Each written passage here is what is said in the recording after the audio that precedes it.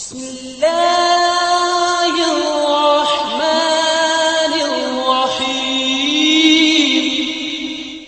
قابل احترام دوستو، بھائیوں اور بزرگوں، سردی آ چکی ہے نا۔ ہم انسان ہیں ہی بہت کمزور۔ ابھی تھوڑا عرصہ پہلے ہم گرمی سے تنگ تھے، اب تھوڑی سی سردی آ گئی ہے تو اب بھی ہم پریشان ہیں کہ اب کیا کریں۔ تو کوئی موقع ایسا بھی آئے گا کہ جب ہمیں نہ گرمی لگے نہ سردی لگے، ٹھنڈا میٹھا موسم ہو۔ تو اللہ رب العزت فرماتے ہیں وَجَزَاهُمْ بِمَا صَبَرُوا جَنَّةً وَحَرِيرًا۔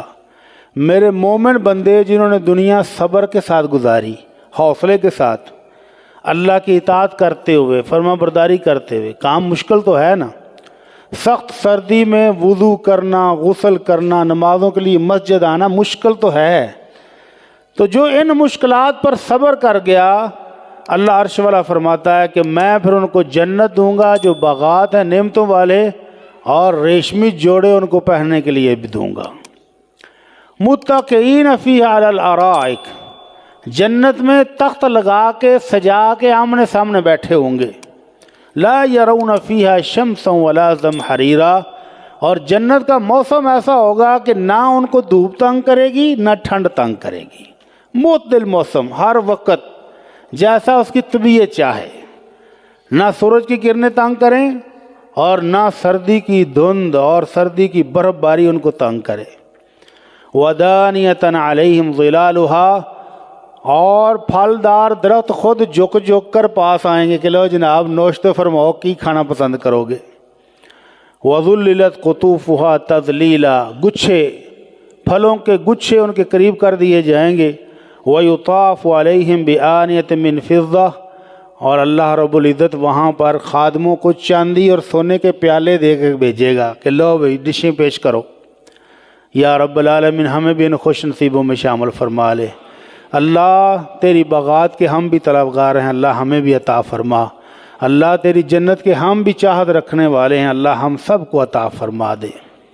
تو سردی آ گئی ہے، موسم سرما میں اللہ کے نبی صلی اللہ علیہ وسلم نے اپنی امت کو بہت ساری سہولتیں دی ہیں، خصوصی ڈسکاؤنٹ دی ہوئی ہے کہ موسم سرد آ جائے تو کیا کرنا چاہیے۔ سیدنا عمر رضی اللہ تعالیٰ عنہ کے دور میں جب سردی کا موسم آتا تو اپنے گورنروں کو باقاعدہ خط لکھ دیتے، اپنے علاقے کے لوگوں کو اعلان کر دیتے کہ بھائی جان سردی کو مخول نہ سمجھا جی، ان العدو قد حاضر، ان جی سمجھو کہ جی میں دشمن حملہ آور ہو گیا ہے، تو اس کے لیے تیاری کرو۔ فتعہبوا لہ من الصوف والخفاف والجورب، یہ وہ دشمن ہے جس سے بچنے کے لیے تلواریں نہیں اٹھانی، بلکہ جراباں دا جوڑا خرید لو، کوئی موزے لے لو، کوئی مفلر لے لو، کوئی جیکٹ لے لو، کوئی گرم کپڑوں کا انتظام کر لو۔ کیوں کرنا ہے گرم کپڑوں کا استعمال؟ وہ کہتے ہیں کہ یہ ایسا دشمن ہے فَإِنَّ الْبَرْدَ عَدُوٌ سَرِيعٌ دُخُولُهُ، جسم میں داخل ہوتے ہوئے یہ دشمن ٹائم نہیں لگاتا، اور نکلتے نکلتے پھر ٹائم لگ جاتا ہے۔ تو جس کو سردی لگ گئی تو پھر وہ کافی دنوں تک طبیعت نہ ڈال رہے گی، بیمار ہو جائے گا، کمزوری آئے گی۔ تو اس لیے اس سے بچنے کے لیے اپنی تیاری رکھیں، اور اللہ کے نبی صلی اللہ علیہ وسلم کا لایا ہوا دین بہت آسان ہے، جہاں مشکل آئے گی وہاں اللہ آسانیاں کر دیتا ہے۔ اللہ رب العزت فرماتے ہیں یرید اللہ ان یخفف عنکم وخلق الانسان ضعیفا، اس مالک نے جس نے یہ مشینری بنائی ہے وہ خود ہی کہہ رہا ہے کہ انسان ہے ہی کمزور، بہت نازک ہے، ذرا سی گرمی ذرا سی سردی آ جائے تو باں باں اس کی ہو جاتی ہے۔ اس لیے فرمایا یرید اللہ ان یخفف عنکم، اللہ تمہیں ڈسکاؤنٹ دینا چاہتا ہے، تمہیں معاملات میں آسانیاں دینا چاہتا ہے۔ تو وہ آسانیاں اسلام کی کون کون سی ہیں وہ دیکھتے ہیں کہ ہمیں اللہ نے کون سی آسانیاں دی ہیں جو گرمیوں میں حاصل نہیں تھیں لیکن سردیوں میں آ کر وہ حاصل ہو جاتی ہیں۔ تو سب سے پہلے تو اللہ رب العزت کی یہ اس کو رحمت سمجھنا چاہیے کہ راتیں خوب لمبی ہو گئی ہیں، نیند ٹکا کے پوری ہوتی ہے، رات کو نیند آتی بھی مزیدار ہے، نہ مچھر تنگ کرے نہ مکھیاں تنگ کریں، نہ بجلی چلی گی لو جی پکھا چلو، کوئی مسئلہ ہی نہیں اب تو اس لیے سلف صالحین عبید بن عمیر رحمہ اللہ کہا کرتے تھے یا اہل القرآن، خاص طور پر حافظوں کو آواز ماری، جنہوں نے حفظ کیا ہوا ہے ان کو آواز دے کر کہا کرتے تھے یا اہل القرآن طال اللیل لقیامکم، اب راتیں لمبی ہو گئی ہیں، اٹھ کر نفل پڑھا کرو۔ سونا ہے ٹھیک ہے، سو جائیں، عشاء کی نماز پڑھ کے سو جاؤ، 7:15 7:30 نماز ہوگی، 9 بجے بھی کوئی بندہ سو جائے تو تہجد کے ٹائم جاگ آٹومیٹک آ جاتی ہے۔ تو اہل قرآن کو خاص طور پر، عام مسلمانوں کو عام طور پر کہا جا رہا ہے کہ اٹھ جاؤ، اب رات لمبی ہو گئی ہے، لصلاتکم، اٹھو نماز پڑھو، وقصر نہارکم لصیامکم، اور اب دن چھوٹے چھوٹے آ گئے ہیں، اور اب روزہ رکھنا چاہو تو روزہ رکھ لو، سوموار جمعرات کا رکھ لو، یا جس کے فرضی روزے رہتے ہیں وہ اب قضا دینا چاہے تو اب آسانی سے قضا بھی دے سکتا ہے۔ تو یہ اللہ رب العزت کی طرف سے اسپیشل ڈسکاؤنٹ ہے کہ رات لمبی، کتنے گھنٹے کی رات ہے آج کل؟ 5 بجے شام ہوتی ہے، 6 بجے فجر ہوتی ہے، کتنے گھنٹے ہو گئے؟ 13 گھنٹے کی رات اور 11 گھنٹے کا دن، اور گرمیوں میں جب روزے آتے ہیں تو پھر 15-16 گھنٹے کا دن ہوتا ہے۔ اس لیے یہ مسلمان کے لیے بہت بڑا سنہری موقع ہے کہ اگر کوئی روزے رکھتے ہیں تو روزے رکھ لے، رہتے ہیں تو پورے کر لے، اور رات کو اگر سارا سال ہمت نہیں پڑتی، رات چھوٹی ہو جاتی ہے، 12 بجے سوئیں تو 3 ساڑھے 3 بجے پھر اٹھنا پڑتا ہے۔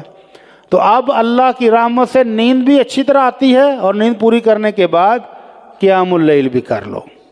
مشقت تو ہے، پانی کہتا ہے جی، بھائی صاحب کہتے ہیں جی پانی اتنا ٹھنڈا ہوتا ہے ہاتھ نہیں لگایا جاتا، کیا کریں؟ رات کو مجھے ایک نوجوان نے پوچھا کہ حضرت جی نماز کا ٹائم بھی ہے، غسل بھی کرنا ہے، لیکن صبح کے ٹائم گیس نہیں ہوتی، پانی گرم کرنے کی سہولت نہیں ہے، کیا کریں؟ میں نے کہا پانی موجود ہے تو پھر اس کو ٹینکی چلاؤ، موٹر چلا کے تازہ نکال لو، اگر گرم ہیٹر نہیں ہے آپ کے پاس، گرم کرنے کی سہولت نہیں ہے تو تازہ نکال لو۔ کہتے ہیں جی پانی تو موجود ہے لیکن ہاتھ نہیں لگایا جاتا، نماز کی میں پڑھا۔ ہاں جی، کیا حال ہے؟ اب یہاں پر اللہ تعالیٰ نے سہولتیں دے دی ہیں، لیکن ساتھ بشارت بھی دی ہے۔ اللہ کے نبی صلی اللہ علیہ وسلم فرماتے ہیں الا ادلکم علی ما یمحو اللہ بالخطایا ویرفع بالدرجات، میرے صحابہ کیا میں تمہیں کوئی ایسا عمل بتاؤں کہ جس کے کرنے سے اللہ تمہارے گناہ معاف کر دے گا اور جنت میں درجے بلند کر دے گا؟ تو صحابہ نے کہا اللہ کے رسول ضرور بتائیے۔ تو آپ نے فرمایا اسباغ الوضوء علی المقارح، جب سخت ٹھنڈا پانی ہو، یخ گرم پانی نہ ملے تو اعضاء کو خوب مل مل کر دھونا اور اچھی طرح 3 بار وضو کرنا، اس سے اللہ گناہ معاف کرتا ہے اور جنت میں درجے بلند کرتا ہے۔ وَكَثْرَةُ الْخُطَىٰ إِلَى الْمَسَاجِدِ، فجر کی نماز کے ٹائم پر جب دھند پڑی ہو، گلی میں نظر بھی کچھ نہ آ رہا ہو، بستر سے نکل کر مسجد کی طرف آنا ایمان کی دلیل ہے، ایمان کی علامت ہے، ایسے کوئی نہیں آیا جاتا۔ ایمان مضبوط ہو تو بندہ رضائی اٹھا کے پھینکتا ہے، وگرنہ ڈبل لپیٹ کے سو جاتا ہے۔ تو کثرت الخطا الی المساجد، جتنی دور سے آؤ گے مسجد، ہر قدم کے بدلے اللہ گناہ معاف کرے گا اور جنت میں درجے بلند کرے گا۔ وانتظار الصلاۃ بعد الصلاۃ، اور اگر ایک نماز پڑھی ہے دوسری کی فکر لگی ہو کہ ابھی دوسری نماز کی اذان ہونے والی ہے، ٹائم ہو چکا ہے، بس اذان ہوئی کہ میں جا رہا ہوں، یہ فکر جس کو لگ جائے اللہ اس کی اس فکر سے بھی گناہوں کو معاف کر دیتا ہے۔ تو اللہ تعالیٰ کی رحمت ہی رحمت ہے کہ سردی کے موسم میں مسجد آنا، دور سے مسجدیں تاکہ آباد رہیں، اللہ کے گھر میں رونق لگی رہے، آپ اللہ کے گھر کو آباد کریں، اللہ آپ کے گھروں کو آباد کر دے گا۔ اللہ تعالیٰ ہم سب کو توفیق عطا فرمائے۔ تو پہلا مسئلہ ڈسکاؤنٹ لینے کا، سردیوں کے اندر اگر آپ نے وضو کیا ہے، نہائے ہیں، تو تولیہ استعمال کرنا بالکل جائز ہے۔ کچھ صوفی وہ بھی آنے وضو کا پانی نہیں صاف کری دا، کیوں بھائی؟ وضو کا پانی صاف نہیں کرنا کیوں؟ ٹھنڈ ہے، سردی ہے۔ وہ کہتے ہیں نہیں، قیامت والے دن وضو والے اعضاء چمکیں گے۔ اللہ کے نبی صلی اللہ علیہ وسلم سے جب پوچھا گیا کہ آمنہ کے لال وہاں پر لاکھوں کروڑوں اربوں لوگ ہوں گے، آپ اپنی امت کو کیسے پہچانیں گے؟ تو آپ نے فرمایا تھا کہ میری امت کے وضو والے اعضاء چمک رہے ہوں گے، لائٹیں مار رہے ہوں گے، نور نکل رہا ہوگا، تو میں پہچان لوں گا کہ میرے امتی وہ ہیں۔ تو کوئی کہنے والا کہہ سکتا ہے کہ نہیں جی پھر پانی صاف نہ کرو، نور ٹلا نہ پہ جائے۔ نہیں، ایسا نہیں ہے، صاف کرنا جائز ہے۔ آمنہ کے لال صلی اللہ علیہ وسلم کی زوجہ محترمہ حضرت میمونہ رضی اللہ تعالیٰ عنہ فرماتی ہیں کہ اللہ کے نبی صلی اللہ علیہ وسلم کا ایک اسپیشل رومال تھا، ینتشف بہا، اور اس کے ساتھ اللہ کے نبی وضو کے بعد اپنے جسم کو صاف کیا کرتے تھے۔ اور ایک اور موقع پر اللہ کے رسول صلی اللہ علیہ وسلم نے غسل کیا، مکمل غسل کرنے کے بعد جب آپ واپس ہٹے تو آپ کو تولیہ یا ایک رومال پیش کیا گیا کہ اللہ کے نبی آپ نے جسم صاف کرنا ہے، تو آپ نے کہا نہیں ضرورت نہیں، ممکن ہے کہ گرمی کا موسم ہوگا، تو آپ نے صاف نہیں بھی کیا۔ تو اس سے پتہ چلا کہ تولیہ اور رومال گیلے جسم کو صاف کرنے کے لیے استعمال کرنا جائز ہے، اگر کر لیں تو ٹھیک ہے، اور اگر آپ ویسے رہنا چاہیں تو آپ کی مرضی ہے۔ لیکن شریعت نے آپ کو سہولت دی ہے کہ ٹھنڈے یخ پانی سے وضو کرنے کے بعد اگر آپ جسم کو خشک کرنا چاہیں تو تولیہ استعمال کر سکتے ہیں۔ دوسرا مسئلہ کہ اگر ٹھنڈ شدید ہو جائے، جیسا کہ ابھی اگر بارش ہو گئی تو ہو ہی جانی ہے، بارش ہونے کے بعد یہ ہمارے علاقے میں بھی ٹھنڈ شدید ہو جائے گی، اور جن علاقوں میں ابھی آپ برف پڑ رہی ہے، درجہ حرارت کتنا ہے؟ برفانی علاقوں میں -20، 30، 40 تک۔ صبح اٹھ کے سب سے پہلے وہ دروازوں سے برف ہٹاتے ہیں تو تب باہر نکلتے ہیں، پھر گاڑی کو صاف کرتے ہیں، برف پگھلاتے ہیں، تو پھر گاڑی نیچے سے برآمد ہوتی ہے کہ یہ ہے، تو گاڑی بھی صاف کرنی ہے، پھر اس کو گرم بھی کرنا، پھر جا کے وہ چلتی ہے۔ اتنا ٹھنڈا علاقہ اگر ہو کہ جہاں برف باری کی وجہ سے شدید حالات ہوں تو وہاں شریعت اور سہولت دے دیتی ہے۔ ہمارا علاقہ الحمدللہ سردی قابل برداشت ہوتی ہے، ایسی کوئی بات نہیں ہے، لیکن جن علاقوں میں برداشت سے باہر ہو اور وہاں صبح کو غسل کرنے کی ضرورت پڑ گئی اور برف ہی برف ہے چاروں طرف، کوئی سہولت نہیں ہے پانی گرم کرنے کی، نہ پانی تازہ ملنے کی، تو کیا کرے؟ وہ تیمم کر کے نماز پڑھ لے۔ لیکن یاد رکھنا، میں یہ نہیں کہہ رہا کہ سائی وال میں بھی برف پڑتی ہے اور سائی وال والے بھی تیمم کر کے پڑھ لیں۔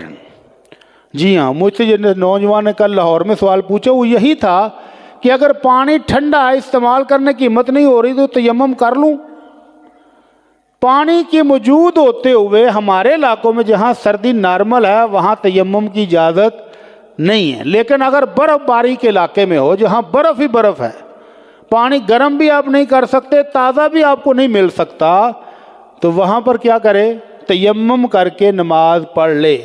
حضرت عمرو بن عاص رضی اللہ تعالیٰ عنہ ایک علاقے میں جہاد کے لیے گئے ہوئے تھے اور آپ قوم کے لیڈر بھی تھے، اتفاق سے ان کو احتلام ہو گیا، اب صبح کو غسل کرنا ہے، لیکن برف والا پانی تھا، ہمت نہیں پڑی کہ اب اس برف والے پانی سے اگر غسل کیا تو کیا بنے گا؟ نقصان ہونے کا خطرہ ہے۔ تو تیمم کر کے اپنے ساتھیوں کو نماز بھی پڑھائی۔ صحابہ نے آ کر شکوہ کیا، اللہ کے نبی ہمارے امیر محترم نے غسل کیے بغیر تیمم کے ساتھ ہمیں نماز پڑھائی ہے۔ تو آپ نے پوچھا، یا عمر صلیت صحابہ بدون الغسل وانت جنب، غسل کیے بغیر ہی پڑھا دی ہے، جنبی تھے تمہیں غسل کرنا چاہیے تھا۔ کہنے لگے اللہ کے نبی غسل تو میں نے کرنا تھا، مجھے بھی پتا تھا، لیکن پانی کی حالت یہ تھی کہ برف تھی، برف، اور میں نے اللہ کا یہ فرمان پڑھا وَلَا تَقْتُلُوا أَنفُسَكُمْ إِنَّ اللَّهَ كَانَ بِكُمْ رَحِيمًا، لوگو اپنے آپ کو قتل نہیں کرو، اللہ تم پر بڑا مہربان ہے۔ تو میں نے تو اس آیت سے فائدہ اٹھایا ہے اور پھر میں نے وہ تیمم کر کے ہی نماز پڑھا دی ہے۔ فَضَحِكَ رسول اللہ صلی اللہ علیہ وسلم وَلَمْ يَقُلْ لَهُ شَيْئًا، قربان جائیے کہ آمنہ کے لال صلی اللہ علیہ وسلم کی زبان مبارک سے ایک لفظ بھی نہیں نکلا، بلکہ آپ ہنس پڑے کہ عمر تم نے تیمم کیا اور دلیل بھی قرآن سے لے لی ہے، آپ مسکرائے، اور آپ کا مسکرانا بھی عرش والے نے شریعت بنا دیا ہمارے لیے کہ اگر کہیں ایسی برف باری ہے، پانی شدید ٹھنڈا ہو اور بندے کے بیمار ہونے کا، فوت ہونے کا خدشہ پیدا ہو جائے تو وہ تیمم کر کے نماز پڑھ سکتا ہے۔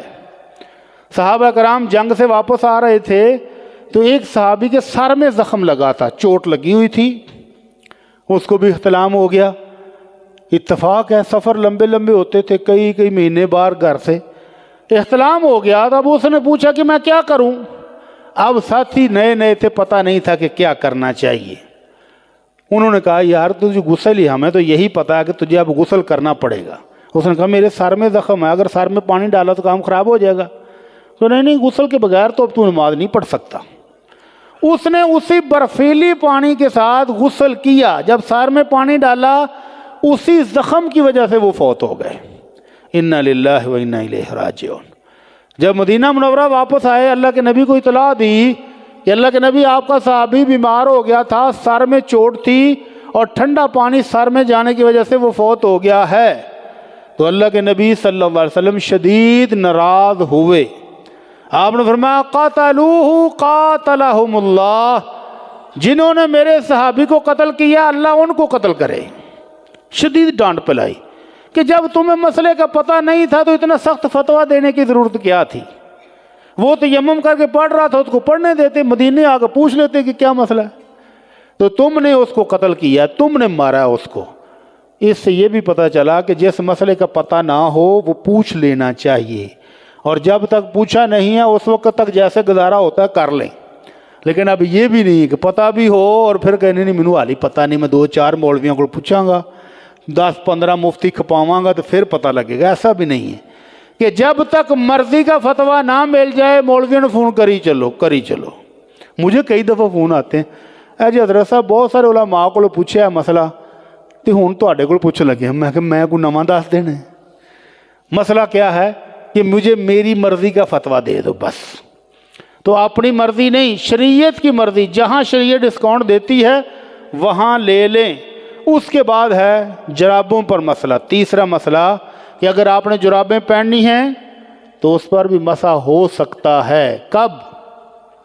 جب آپ نے وضو کیا، پاؤں خشک کیے اور آپ نے جرابیں پہن لی، تو اب آپ اپنے علاقے میں ساہیوال میں رہتے ہوئے، اپنے شہر میں رہتے ہوئے 24 گھنٹے کے دوران جتنی نفل اور فرض نمازیں ہیں یہ ساری پڑھ سکتے ہیں۔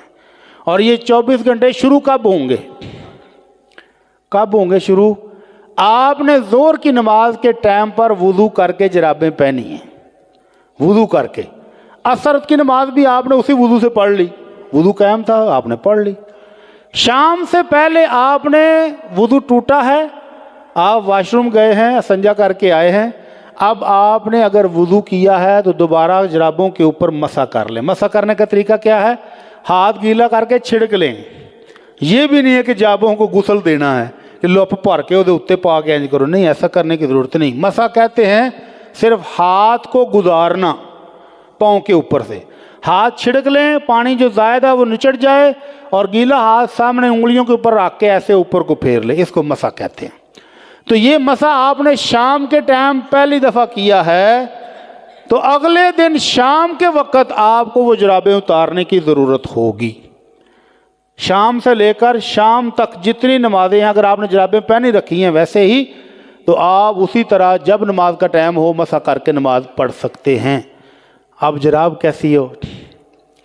کہتے ہیں جی موٹی جراب ہو، یا اس کے نیچے چمڑا لگا ہو، یا وہ سوتی ہو گہری بنی ہوئی کہ اس کے اوپر پانی گرے تو قطرہ نیچے نہ جائے، نہیں، ایسی کوئی شرط کوئی پابندی اللہ کے نبی صلی اللہ علیہ وسلم نے نہیں لگائی ہے۔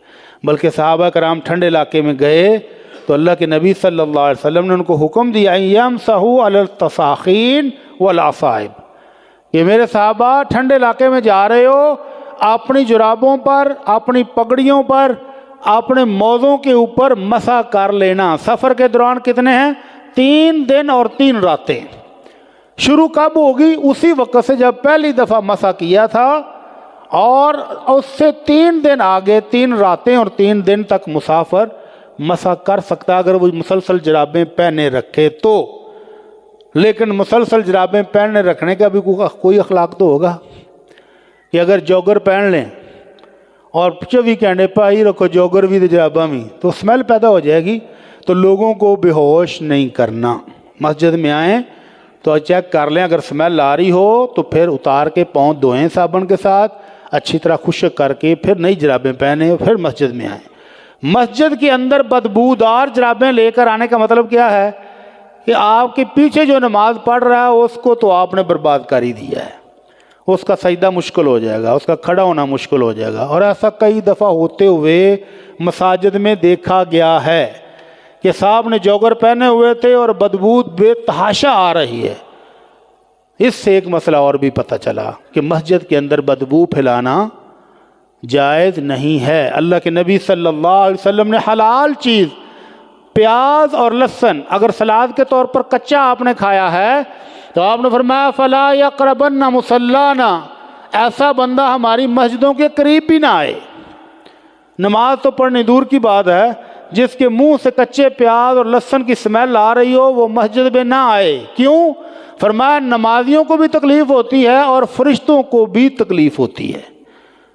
تو اس سے پتہ چلا کہ اگر کو آپ کے پاس پاؤں میں بدبو آ رہی ہے، منہ سے سگریٹ کی بو آ رہی ہے، تو وہاں پر مسجد میں داخل نہ ہوں، صفائی کر کے مسجد میں آئیں۔ اللہ کے نبی صلی اللہ علیہ وسلم کے بارے میں حضرت انس کہتے ہیں امرنا رسول اللہ صلی اللہ علیہ وسلم بے بناء المساجد، اللہ کے نبی نے حکم دیا کہ اپنے اپنے محلوں میں مسجدیں بناؤ، وَأَن تُطَيَّبْ وَتُطَهَّرْ، اور یہ بھی حکم دیا کہ مسجدوں میں بھی خوشبو کا انتظام کرو، مسجدوں کو صاف کر کے پاک صاف رکھو اور مسجدوں کے اندر بھی خوشبو لگانے کا انتظام کرو۔ اگر مسجدوں کے اندر نہیں تو کم از کم بندہ اپنی جان کا تو کر ہی سکتا ہے، کپڑے صاف ستھرے ہوں، بدبو نہ آئے، مسجد کے اندر آنا، اللہ کے سامنے پیش ہونے لگے ہو تو اللہ کے سامنے ادب کے ساتھ اچھے کپڑے صاف ستھرے پہن کر حاضر ہونا چاہیے۔ اللہ رب العزت نے حکم دیا ہے یا بنی آدم خذوا زینتکم عند کل مسجد، جب بھی نماز پڑھنے لگو تو اچھا لباس پہنو، زیب و زینت کرو، خوبصورتی اختیار کر کے نماز پڑھو۔ ہم الٹی کرتے ہیں، گندے غلیظ کپڑے پہنے نماز پڑھ لیے، بعد کپڑے چینج کریں گے، بعد میں چینج نہیں کریں، نماز کے لیے چینج کریں۔ اس سمیل کی سے ایک مسئلہ اور بھی نکلا۔ ایک صاحب نے مسئلہ پوچھا ہے کہ کیا مسجد کے اندر ہوا خارج کرنا مسجد کی بے ادبی تو نہیں ہے؟ جی ہاں، اللہ کے نبی صلی اللہ علیہ وسلم پاکیزہ حلال پیاز اور لہسن کی سمیل سے مسجد میں آنے سے روک رہے ہیں۔ تو اگر کوئی بندہ جان بوجھ کے گیس خارج کرتا ہے مسجد میں، مسجد کی ہوا کو فضا کو بدبودار کرتا ہے، تو یہ یقیناً مسجد کی بے ادبی ہے۔ اس کو چاہیے کہ اگر پیٹ میں گڑ گڑ ہو رہی ہے تو واش روم چلا جائے، وضو دوبارہ کر آئے، تاکہ اس کو سکون سے نماز بھی پڑھی جائے اور دوسرے نمازیوں کو تکلیف بھی نہ ہو۔ تو جرابوں پگڑی کے اوپر مسح کیسے کریں گے؟ پگڑی کے اوپر مسح اس طرح سے کہ سر کے کچھ بال ننگے ہو جائیں اور باقی پگڑی اسی طرح رہے، اور پھر دوبارہ پگڑی کو ایسے آپ پیچھے سرکا لیں۔ اسی طرح وہ خواتین جو سر کے اوپر رومال باندھ کے رکھتی ہیں ہر وقت، بال گوندے ہوئے ہیں اور اوپر رومال ہے یا سکارف ہے، تو اگر وہ بھی اسی طرح سے تھوڑا سا ان کو پیچھے سرکا کے سر کے بال ننگے کریں ہلکے سے، اور باقی کا حصہ اس پگڑی کے اوپر سے، رومال کے اوپر سے، سکارف کے اوپر سے مسح کر لیں تو جائز ہوگا۔ اور کائنات کے سردار محمد الرسول اللہ صلی اللہ علیہ وسلم نے جوتوں کے اوپر بھی مسح کیا ہے۔ تم تو جراباں دا مسئلے تے رولا پا چھڑ دے جی۔ اگر جوتے صاف ہیں اور آپ جوتوں سمیت نماز پڑھنے لگے ہو، جیسے کسی پارک میں، آپ مسجدوں میں تو قالین ہے، مسجدوں میں تو جوتا پہن کے نہیں آ سکتے، لیکن اگر آپ کسی پارک میں جماعت کرانے لگے ہیں، نماز پڑھنے لگے ہیں، آپ کے جوتے صاف ہیں، آپ جوتوں سمیت نماز پڑھنا چاہیں تو اللہ کے نبی صلی اللہ علیہ وسلم نے اور صحابہ نے جوتے پہن کر نماز پڑھی ہے۔ اور ہمارے ہاں جنازے ٹائم تو بہت رولا پاؤ، جتیاں لا لو، جتیاں لا لو، جتیاں لا لو، لا کے کتنے رکھ دے جی؟ پیراں دے تھلے، لان دا فائدہ۔ گندگی تو وہیں کی وہیں رہی، اگر جوتے صاف نہیں تھے تو وہ تو وہیں کے وہیں ہیں، زیادہ سے زیادہ اپنے دونوں پاؤں کے درمیان میں رکھ لیتے ہیں، تو وہ فائدہ تو کوئی نہ ہوا، تو جگہ تو پھر بھی وہ وہی ویسی رہی ناپاک ہی۔ اگر جوتا صاف ہے تو اس کو پہن کر نماز پڑھ سکتے ہیں۔ تو جس طرح جرابوں کے اوپر مسح ہو سکتا ہے، اسی طرح اگر آپ نے جوتے صاف ہیں ان کے اوپر مسح کر کے جوتوں سمیت نماز پڑھنا چاہیں تو بھی پڑھ سکتے ہیں۔ اللہ کے نبی صلی اللہ علیہ وسلم سے ثابت ہے کہ آپ نے پگڑی کے اوپر، ٹوپی کے اوپر، جرابوں کے اوپر، موزوں کے اوپر اور جو رومال ہے اس کے اوپر سے بھی مسح کیا، لیکن اس کے ساتھ کچھ حصہ سر کا بھی ہونا چاہیے۔ اس کے بعد نماز اب جب پڑھنے لگے ہیں تو پورے جسم کو چادر کے ساتھ آپ نے اگر لپیٹا ہوا ہے تو لپیٹ لیں، کوئی حرج نہیں، لیکن جب رفع الیدین کریں گے تو چادر سے ہاتھ باہر نکال کر کریں گے۔ اللہ کے نبی صلی اللہ علیہ وسلم کے صحابی حضرت وائل بن حجر کہتے ہیں کہ میں نے اللہ کے نبی صلی اللہ علیہ وسلم کی آخری نمازیں دیکھی ہیں۔ سردیوں کا موسم تھا اور اللہ کے نبی صلی اللہ علیہ وسلم اور آپ کے صحابہ بکل مار کے چادر کی نماز پڑھتے تھے، اور جب رفع الیدین کا موقع آتا تھا تو چادر سے ہاتھ نکال کر پھر رفع الیدین کرتے تھے۔ اگر آپ نے پگڑی پہنی ہے، اگر آپ نے رومال لیا ہوا ہے، اگر آپ نے چادر لی ہوئی ہے تو نماز کے دوران ہر وقت اس کو سمیٹتے نہ رہیں، بلکہ نماز کی طرف بھی توجہ رکھیں۔ اللہ کے نبی صلی اللہ علیہ وسلم کے صحابہ نے سخت گرمی کے موسم میں، جبکہ مسجد کے اندر بجری کا فرش تھا، قلین نہیں تھے، اور بجری فل تپی ہوتی تھی دوپہر کے وقت، تو سر میں سجدہ کرتے ہوئے چہرہ جلتا تھا، تو اللہ کے نبی صلی اللہ علیہ وسلم سے اظہار کیا گیا کہ اللہ کے نبی مسجد کی فرش بہت گرم ہے، کیا کریں؟ کچھ صحابہ اپنے چادر کا پلو اس طرح سجدے کی جگہ پر رکھ لیتے تھے، کچھ اپنا ہاتھ اس طرح رکھ کے اس پر سجدہ کرتے تھے کہ نیچے اتنی جگہ تپی ہے کہ سر رکھا نہیں جاتا۔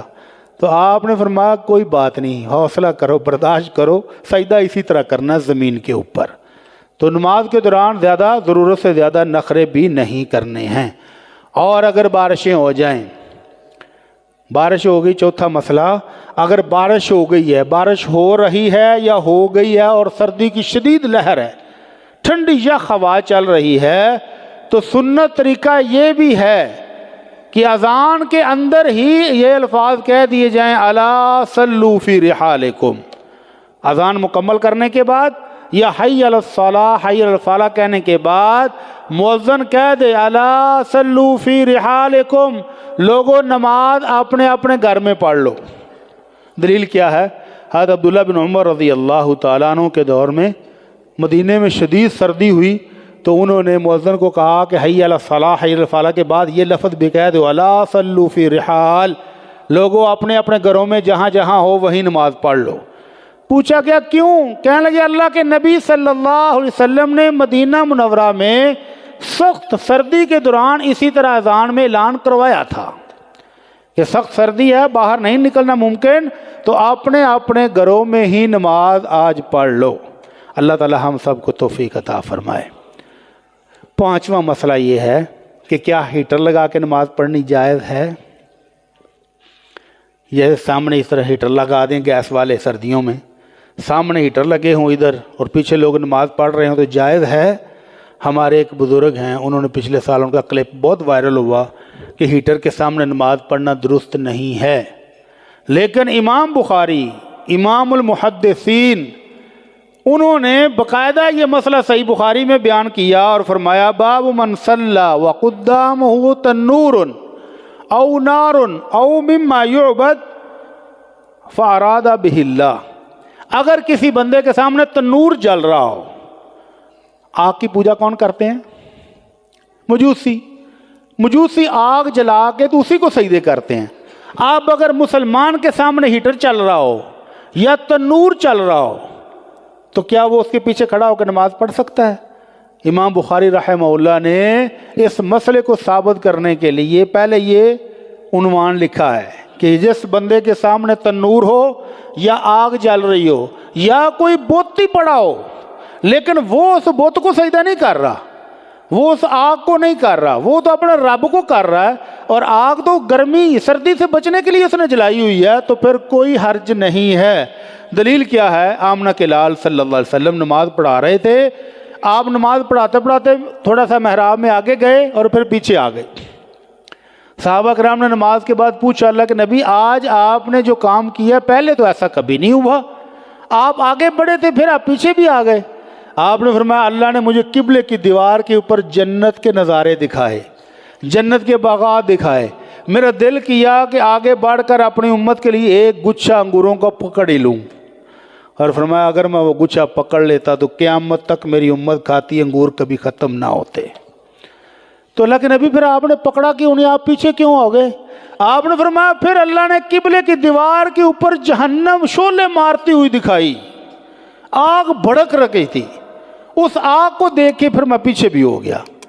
اس حدیث سے امام بخاری رحمہ اللہ نے دلیل یہ لی ہے کہ جس بندے کے سامنے آگ جل رہی ہو، تنور میں جل رہی ہو، ہیٹر چل رہا ہو، جو بھی ہو، اور وہ نماز پڑھ رہا ہو اللہ کو راضی کرنے کے لیے، آگ کی پوجا کے لیے نہیں، آگ تو اس نے اپنے آپ کو گرم رکھنے کے لیے جلائی ہوئی ہے، تو اس کی نماز بالکل جائز ہے، کوئی حرج نہیں ہے۔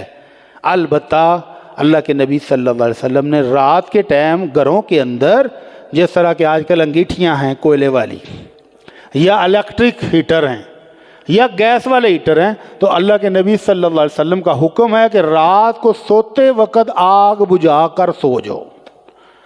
رات کو سونا ہے تو سوتے وقت آگ جلتی ہوئی نہ چھوڑیں، ہیٹر چلتا ہوا نہ چھوڑیں۔ کتنے حادثات ہر سال ہو جاتے ہیں۔ تو اللہ کے نبی صلی اللہ علیہ وسلم نے 1400 سال پہلے یہ تعلیمات دی ہیں کہ اگر آپ نے اپنے گھر میں آگ جلائی ہوئی تھی، سونے لگے ہیں، تو سونے سے پہلے آگ کو مکمل بجھائیں۔ الیکٹرک ہیٹر ہے بند کریں، گیس والا ہیٹر ہے گیس بند کریں، اچھی طرح تسلی کر کے تو پھر سوئیں تاکہ کسی قسم کا نقصان نہ ہو۔ اللہ تعالی ہم سب کو سمجھ عطا فرمائے۔ سردی ہے، اس کو برداشت کریں گے تو اللہ کی طرف سے اجر و ثواب ملے گا۔ جہاں جہاں ڈسکاؤنٹ ہے وہاں وہاں ڈسکاؤنٹ لے لیں۔ اللہ تعالی ہم سب کو محفوظ فرمائے۔ اس کے ساتھ ساتھ اللہ تعالیٰ سے ہر وقت عافیت کی دعا کرنی ہے، سلامتی کی دعا کرنی ہے۔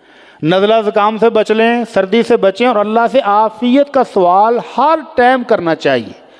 سیدنا ابو بکر صدیق رضی اللہ تعالیٰ عنہ ممبر پر چڑھے اور خطبہ ارشاد فرماتے ہوئے اللہ کے نبی کا یہی فرمان سنایا، لوگو صلی اللہ العفو والعافیہ، کبھی بھی کسی سردی کا مقابلہ کرنے کے لیے چودھری بن کے کپڑے اتار کے نہ پھرتے رہیں باہر، سردی لگ گئی تو کام خراب ہو جائے گا۔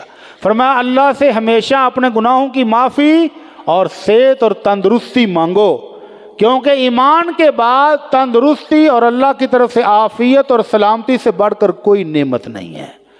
اللہ سے دعا کہ اللہ ہم سب کو اپنی حفظ و امان میں رکھے، اللہ سردی سے بچا کے رکھنا، اور اس سردی کے دنوں میں لمبی راتوں سے اللہ فائدہ اٹھانے کی توفیق عطا فرما۔ وما علینا الا البلاغ المبین۔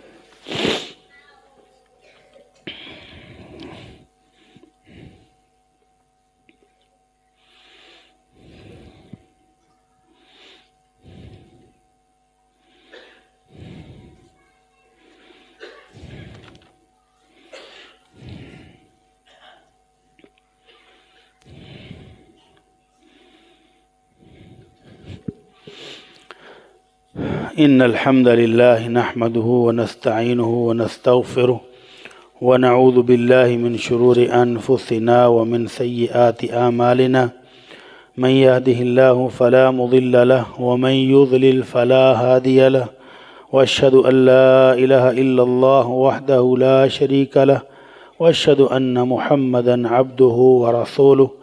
قابل احترام دوستو، بھائی اور بزرگوں، اگر اللہ نے آپ کو اپنا گھر دیا ہوا ہے، ماشاءاللہ گھر کو گرم کرنے کے لیے ہیٹر کا انتظام بھی ہے، انورٹر اے سی کا انتظام بھی ہے، گرم کپڑے بھی موجود ہیں، تو اپنے ان مسلمان بھائیوں کو بھی یاد رکھیں جن کے پاس یہ سہولتیں میسر نہیں ہیں۔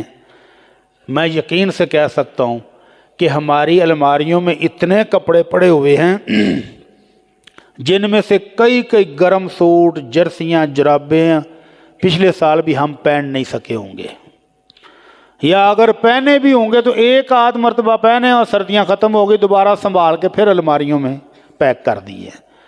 تو ان الماریوں کو ہوا لگائیں، وہاں سے ایک دو سوٹ نکال لیں، کچھ جرابوں کے جوڑے نکال لیں، اور اپنے کسی عزیز کو، کسی رشتہ دار کو، کسی محلے دار کو جو غریب آدمی سردی سے ٹھٹھر رہا ہے اور اس کے پاس نئی جیکٹ، نیا سوٹ خریدنے کی طاقت نہیں ہے، تو یہ صدقہ اس تک پہنچا دیں۔ اللہ تعالیٰ آپ کو جزائے خیر عطا فرمائے۔ ہماری مسجد کے بڑے پیارے بزرگ حاجی طاء بٹ صاحب پچھلے ہفتے فوت ہو گئے تھے، ان کے لیے دعا فرمائیں کہ اللہ ہمارے بزرگوں کی بخشش فرما دے، اللہ ان کے درجات کو بلند فرما دے، اللہ زندگی بھر کی کمیاں کوتاہیاں اپنی رحمت سے معاف فرما دے، اللہ جتنی نیکیاں انہوں نے کی ہیں وہ قبول فرما لے، اللہ ان کی قبر کو جنت کا ٹکڑا بنا دے، یا رب العالمین ان کی قبر کو جنت کا ٹکڑا بنا دے۔ ایک اور اہم اعلان ہے کہ ہماری مسجد کے بھائی یہ جو ریکارڈنگ کرتے ہیں، بیان اصلاح کے نام سے انہوں نے یوٹیوب چینل بنایا تھا، وہ کسی محب نے، کسی پیار کرنے والے نے ہیک کر لیا ہے۔ ہیک کرنے کا مطلب جو نیٹ چلاتے ہیں وہ تو سمجھتے ہیں، اور جو بزرگ نیٹ نہیں چلاتے وہ یہ سمجھیں کہ وہ ہمارا چوری ہو گیا ہے۔ وہ چینل بنایا تھا، وہ کسی چور نے چوری کر لیا ہے۔ اب چوری کر کے وہ اس کو استعمال کرتا رہا تو پھر بھی کوئی حرج نہیں تھا، لیکن اب اس نے چوری کرنے کے بعد ہماری جمعے والی ویڈیو ڈیلیٹ کریا جا رہا ہے اور وہاں پر گندی گندی ویڈیو لگا رہا ہے۔ اور اب سمجھنے والے سمجھتے ہیں لو یار مکہ مسجد والے کی پہ کر دینے، مکہ مسجد والے تو جمعہ چڑھاندے ہیں، یہ ہوں کیویں دیاں ویڈیو چڑھان لگ پین۔ تو ان سب کے لیے اطلاع ہے کہ ہمارا وہ چینل بیان اصلاح ختم ہو چکا ہے، اس کی جگہ پر نیا چینل بنایا ہے بھائی سمیع اللہ نے، تو ان سے لنک لے کر اس کو آپ جوائن کر لیں۔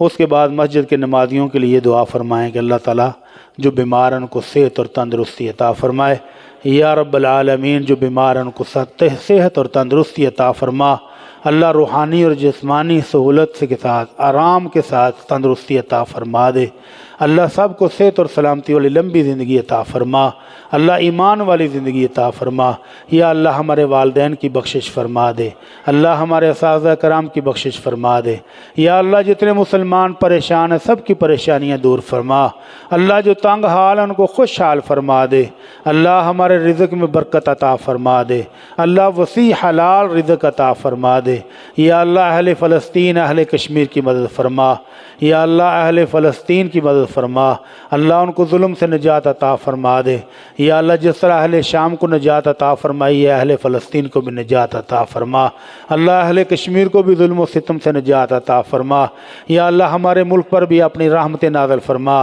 اللہ برکتوں والی، اللہ اپنے فضل و کرم والی بارش عطا فرما، اللہ رحمتوں اور فضل و برکت والی بارش عطا فرما، اللہ نفع بخش بارش عطا فرما۔ سبحان ربک رب العزت عما یصفون وسلام علی المرسلین والحمد للہ رب العالمین۔